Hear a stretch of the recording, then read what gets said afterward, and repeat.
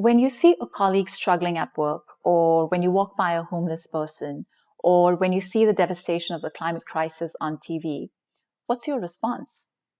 Now, this is not a question of judging ourselves, but rather of understanding what happens in our brain to help us process this kind of suffering and pain, both in ourselves and in the people that we're surrounded by. And in order to do this, it's very important to understand the difference between empathy and compassion, because they are different. Empathy refers to our ability to put ourselves in somebody else's shoes.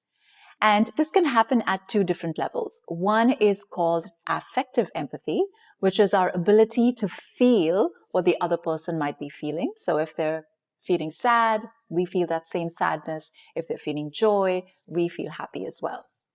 And this kind of emotional resonance is hardwired into our brain, and it's pretty much an automatic response that occurs.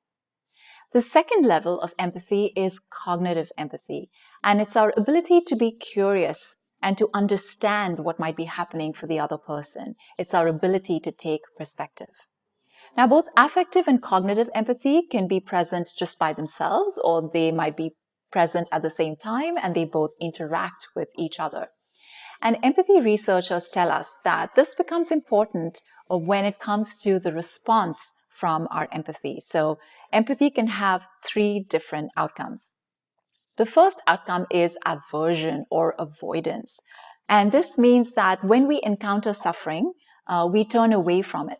We might feel that we don't have the emotional capacity to deal with it. We might not have the financial capacity to deal with it. Maybe we're just feeling stressed on our own. We don't have the resources. But we willfully turn away from that pain and suffering. But over time, this kind of aversion and avoidance can actually lead to cynicism and depersonalization, which are some of the hallmarks of burnout. Now, the second response to empathy can be emotional distress. This we see very clearly among social workers, medical professionals, or other folks who spend a lot of time surrounded by a lot of pain and suffering. And this is when we start to feel that same kind of pain and struggle in our own selves, and we become overwhelmed by our own emotions. And in fact, that boundary between our pain and the other person's pain gets really fuzzy. And rather than helping the other person, we become really submerged in our own suffering.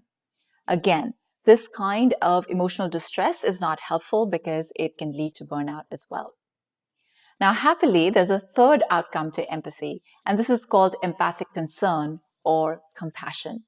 And this happens when we understand or feel the pain and struggle of the other person, but this then activates a different part of our brain which motivates us to take action. And we assess the resources that we might have, and then we go out and take the steps, whatever little or whatever big action we can take to help the other person. So, this week, I want you to ponder about this, especially if you encounter something difficult, both in your own life or in your colleague's life, and see if you are empathic or compassionate in your everyday situations. I'm Parneet, and this is the Science of Wellbeing at Work.